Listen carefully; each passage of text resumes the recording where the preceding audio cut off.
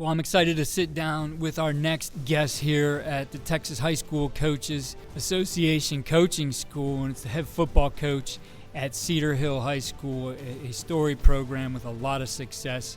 And it's the head coach, Carlos Lynn. So, Coach, it's an honor to have you here today. Absolutely. Thank you for the invite. Looking forward to it. Coach, you take over a program, as I said, that's got a lot of success behind it. And you were there before, the defensive coordinator at Cedar Hill, and then you went on to become a head coach, and now you've taken over that program, filling the shoes of Joey McGuire now.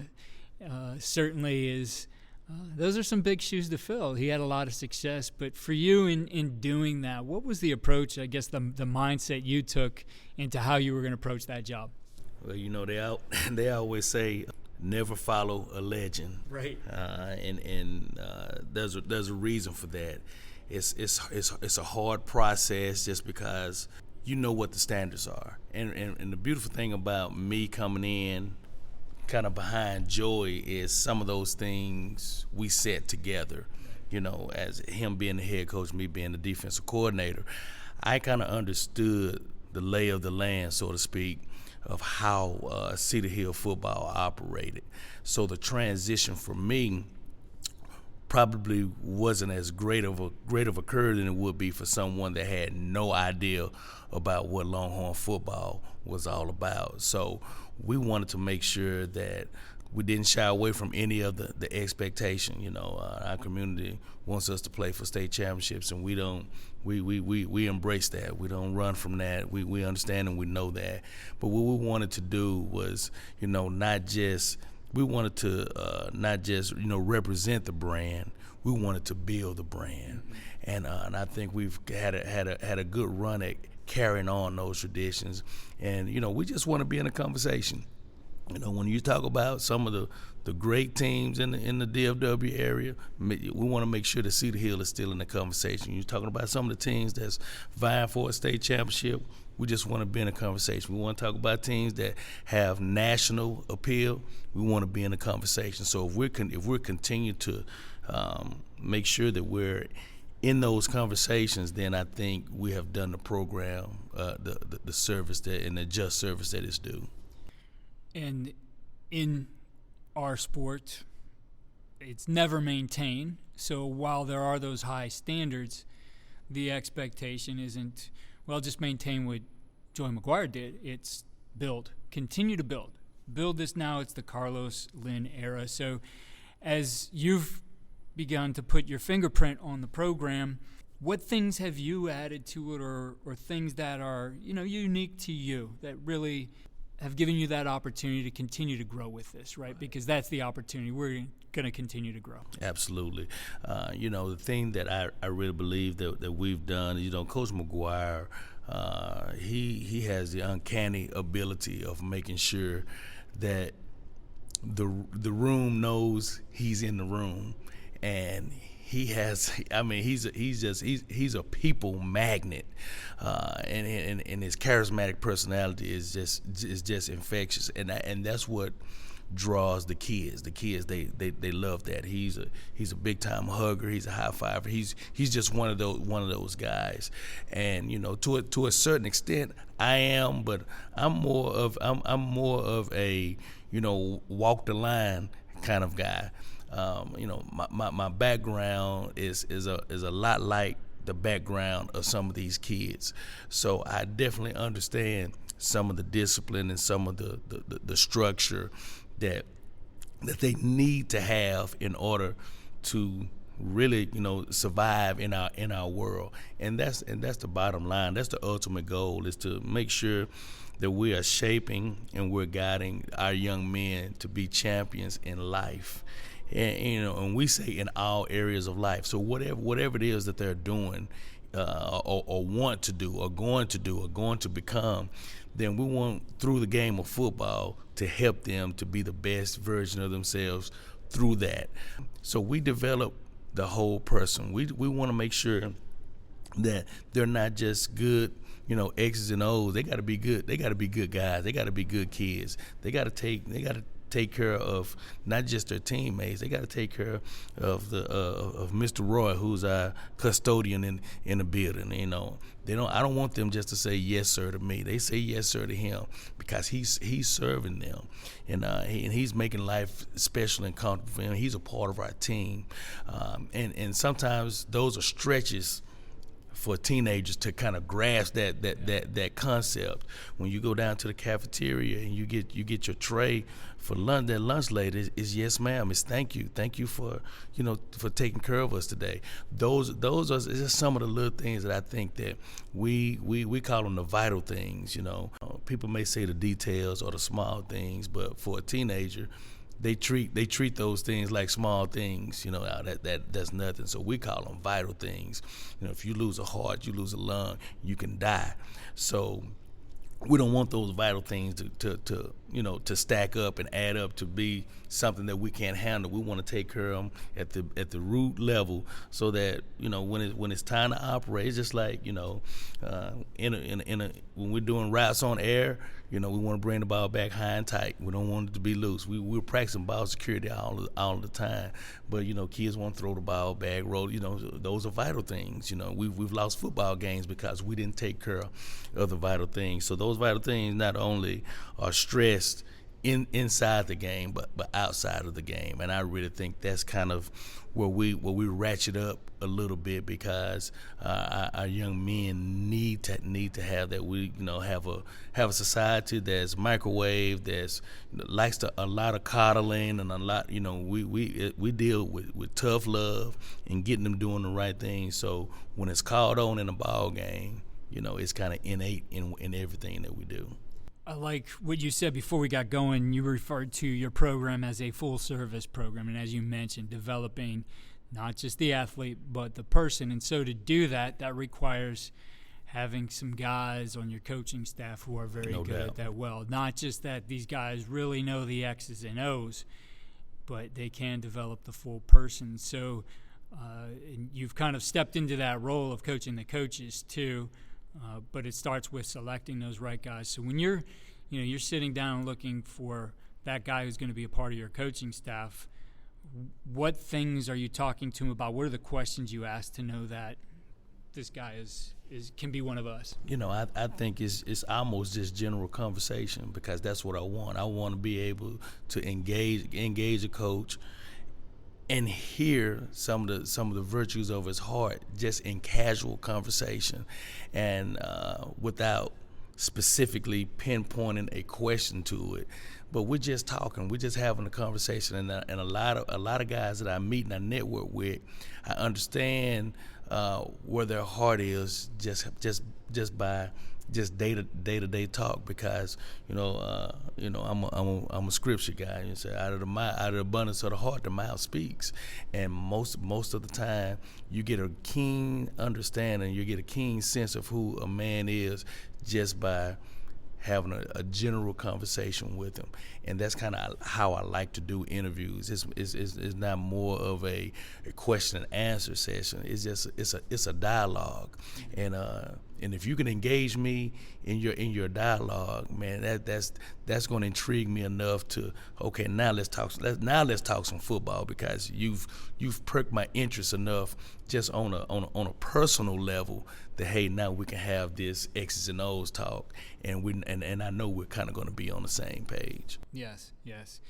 Well, in looking at your role now, you have moved from being a coach who was the defensive coordinator, and then early in being a head coach, you were still calling the defense. Now you've found guys to do that, and you're coaching the coaches. You're moving around the field looking for, as you called it, those vital things. Absolutely. Right? Absolutely.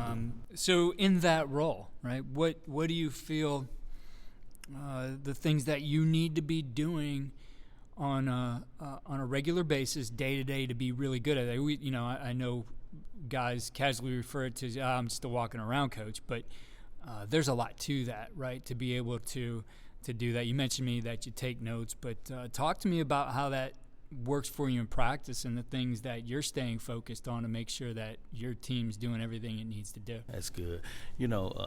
I think each week presents issues in and of itself, depending on the opponent. And as a head coach, you kind of already know where your weaknesses are, or areas that concern you from week to week. So those are without being so obtrusive, those are the areas where I spend most of my time. And when I feel like things are going well, they're moving well, the coaches are getting the kids going in the right direction, it seems as though they're grasping, they're understanding, whether we're outmanned or not. I just want to make sure that we're organized. I want to make sure that we're attacking any offense or any defense, whatever it is. I want to make sure that we're efficient, and I want to make sure that our kids are playing like their heart is on fire. And when our kids are not moving, because it's something we call Longhorn speed. It's been a Cedar Hill tradition for a long time, and we want to be the fastest team on that field.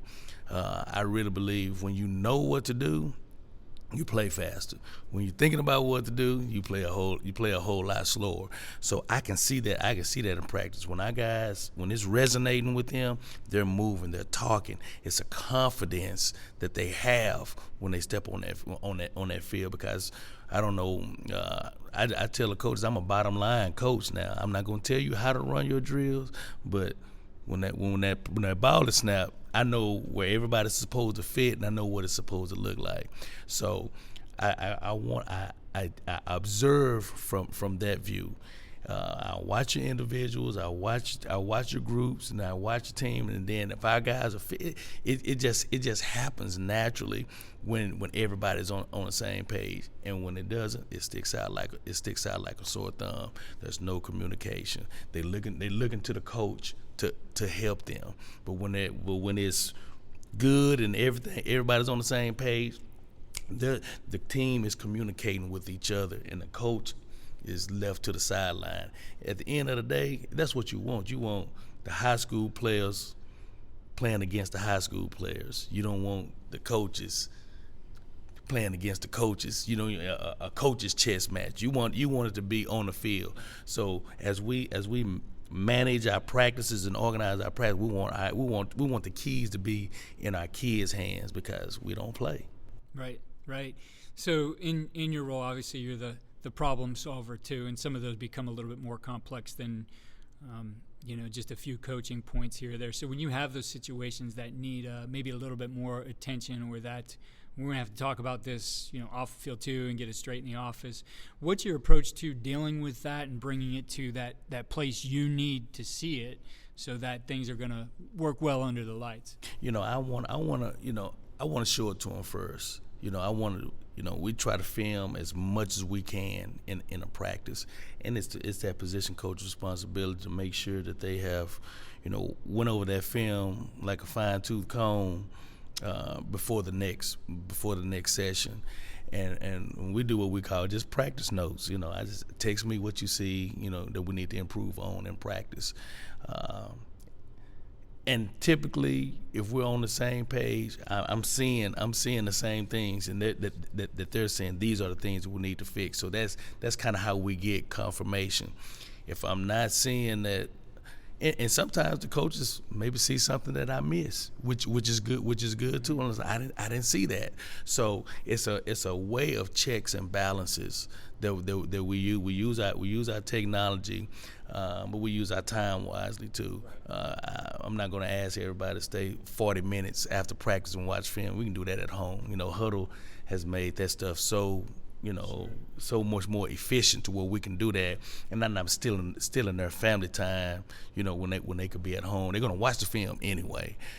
So just before you go to bed tonight, text me all the things that you've seen, and make sure myself and a coordinator is on that text, and then we just kind of go through it. And then if we need to meet early in the morning before school start, or if we need to have, I always have a 30-minute study hall session for our kids before we go out in the athletic period, and I can take that time with that coach and pull them out of study hall and say, hey, I saw that we were doing this, versus this set. We need to kind of explore looking at this, or his alignment was too tight here or there. So we just try to find those hidden spots to where we can just kind of just hit those things, and everybody on our staff has thick skin, so we're pretty much on the same page most of the time anyway, because that's just how we operate. But those are kind of some ways that we kind of find how, because most of the time issues on Friday are practice issues that were missed. Yes.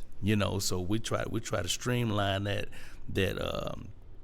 process and making sure that we have a checks and balance system, so that once we get to Friday, we've done all that we could to make sure that we don't make those same mistakes. Yeah, I like that approach in some ways. You're relying on the technology for that accountability, but it becomes less,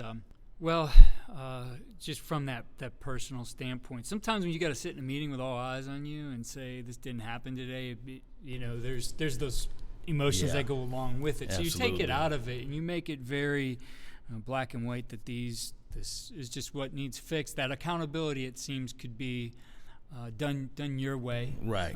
A little bit easier, and it just becomes that you can accept checks it. And Yeah.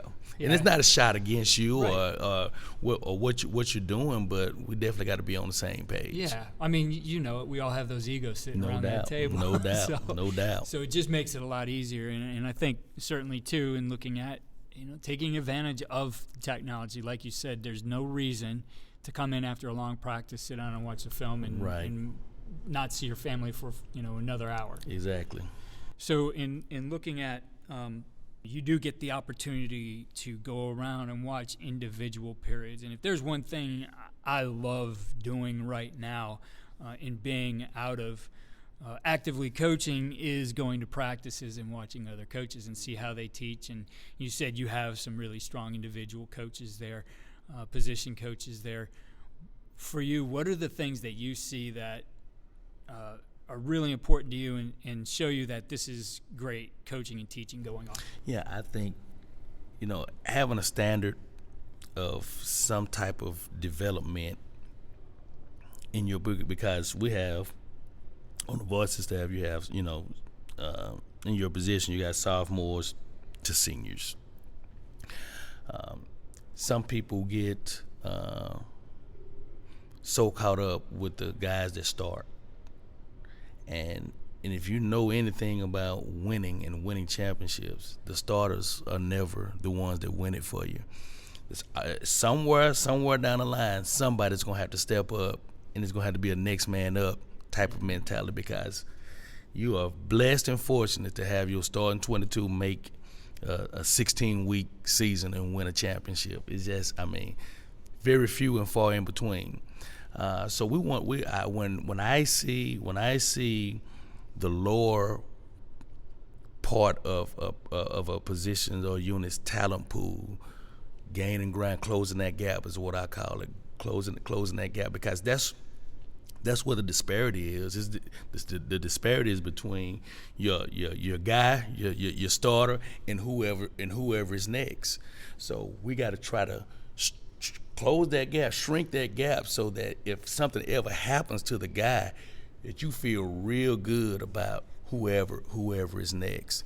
And I think the coaches that coach towards that, I want to see you, yelling at the kid that's not doing it right, or really instructing that kid that's not doing it right, that's not gonna play. Probably not immediately. We want to develop our kids to where at least by the time they're seniors, they're serviceable for us in some shape, form, or fashion, be it offense, defense, or special teams. So I think it's a waste to always just cater to the good guys. And it's high school football. Everybody needs to enjoy the experience. Although we definitely want to win, we're definitely going to play our best. But at the same time, I think there's a standard at each unit that we are the strongest unit, and I want our coaches to walk around with their chest stuck out, feeling like, hey, my too deep. I don't even worry about who's in the game. Just get in there and go play. So those are kind of the things that I look at, and you start. Of course, it looks different in week 1 than it does in week 7, week 8, 9, and you start seeing, man, so and so is coming along. So and so is, that guy, he's starting to look like a player. So those are kind of the guideposts that I look for in the guy's individual. Is that coach developing the unit, not just the starters? Well, and I think it goes right along with your philosophy of this is a full-service program. It certainly wouldn't hold true if I'm only coaching the starters. That's right. If our job is to develop them. That's right. As an athlete and as a person, right? Yes. It becomes a little bit transactional if it's only about who the starter is. That's right. Well, Coach, in looking at your role then on game day, we know how you're going to handle practice and help solve problems in practice and see things. And now stepping away from calling the plays, game day and your role there and what you feel has worked best for you to be able to help your team, again, keep those guys together, keep those units complementing each other, offense, defense, special teams, and adjusting as needed. What's the role that you take on game day? I want to be a master at situational football. At the end of the day, I want to be able to help my coordinators manage the ball game.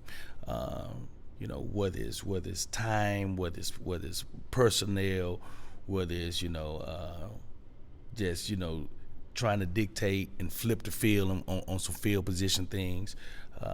We're dibbling and dabbling in some analytics, so that helps in some of that decision making. So just the decision making process of making sure that we don't lose the game. You know what I mean? We want to go out there, and I don't want to give the opponent the game by not making the right decisions or not having the right personnel groupings in. Things of that nature. I want to be a master at helping the coordinators to manage the game. If we got a playmaker that hadn't made a play, I'm like, Coach, we got to get, keep the ball.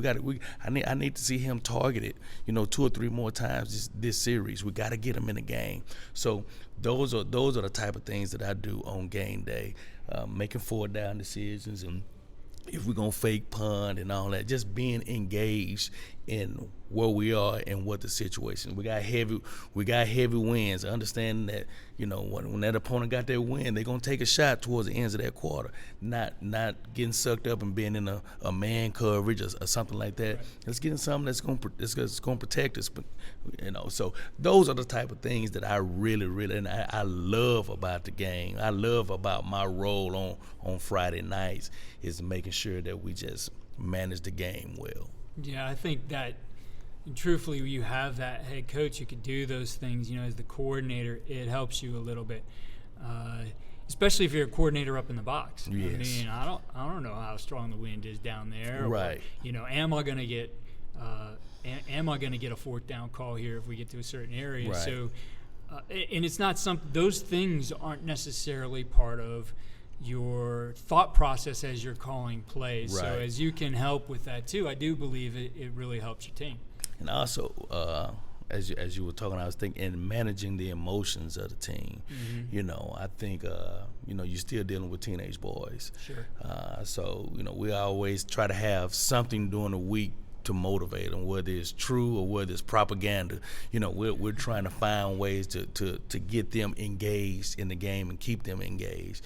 And there's a lot of ebbs and flows in football, sure, especially with emotion. So, and that's another piece that I make sure that I try to do is keep that team engaged, focused, enthused.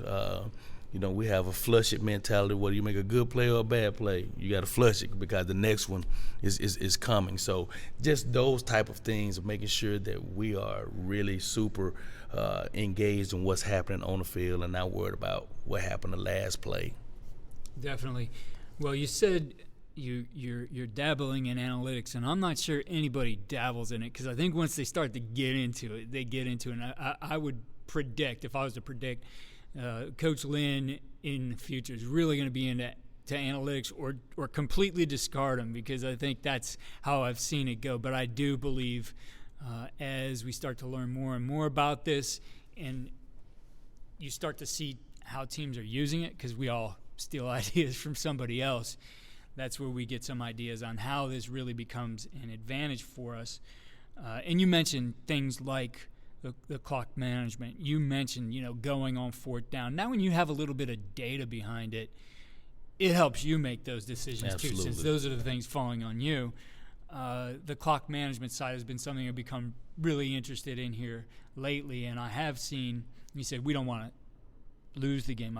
I've seen those situations where, and especially for you guys playing at the 6A level, that's some really tight competition. The difference between, number 1 and number 2 at the end of the season isn't there's not a great gap, so you find those advantages. Thinking of the analytics side, the clock management side, knowing that maybe it's now time to talk to my offensive coordinator, defensive coordinator of, hey, we're ahead. Let's think about how we might manage this differently. How have you approached that, and just being able to, again, give them those reminders or get that into their mindset at that point? I like to kind of give them precursors before the next series. I said, like we're gonna stop them right here. It's probably gonna be about 6 minutes left in this game. Let's treat it like a junior high ball game, junior high quarter.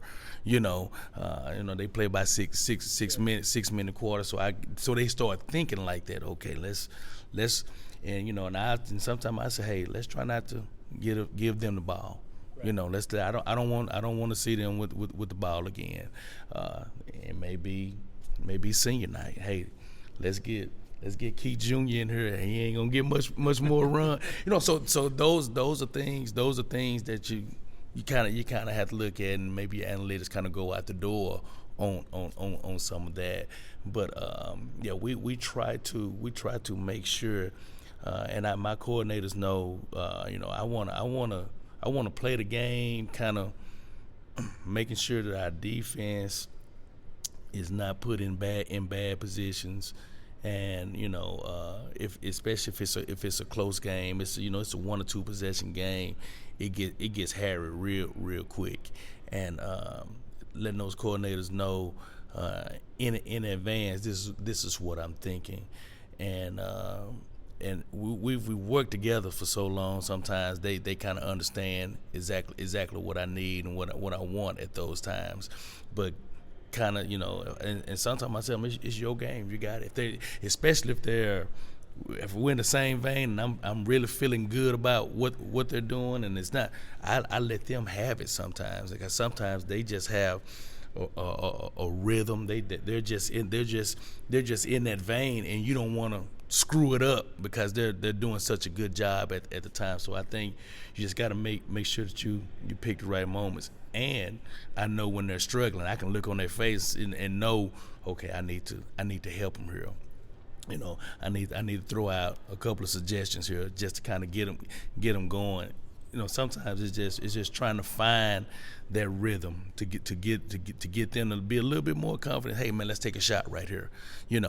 Whatever it is. And I think when you begin to start working with people, and they know your heart, they know you're not trying to take over, they know you're not trying to make them look bad or whatever, but we're just out here trying to row in the same direction. That's so important to be able to keep your staff together, and for them to have confidence too, right, to be able to do those things. So, well, Coach, you've shared a lot of great stuff with us here, and the question I always like to ask all my coaches here at the end of this is, looking at all you do as the coach, what would be the one thing you point to that really gives your team, your program, the winning edge? The overall developmental stages of what we do after a season is over with. We call it the 6 phases of development. We have our acclimation phase where we begin to start getting our kids after the season. Depends on how long we go. Depends on how long that acclimation phase is. Trying to get them back in a little condition. If it's before the Christmas holidays or after the Christmas holidays. Not killing them, but just kind of getting them. Hey, we're going somewhere with this. Then when we come back from the holidays, we're going straight into our off-season phase, what we call our off-season phase, phase 2, which is our bigger, faster, stronger. And we're going to try to get as much out of them as we can, and push them. And then we go into our boot camp phase, where it's not more of the physical duress, it's the mental duress. Creating toughness, creating that mental edge by making them have to bond together as a team. It's a deconstruction to do a reconstruction. So they have to rely on themselves to make sure, because the coaches are no longer coaches, they're drill sergeants in boot camp. And then we go into what we call our training camp phase. That's where we begin to start doing more football during the period. We'll do 2 days of lifting. We'll do 3 days of football. We get the ball out. Everybody is enjoying that because you're not in off-season and boot camp anymore. And then we get ready for spring ball. Spring ball is at the next phase.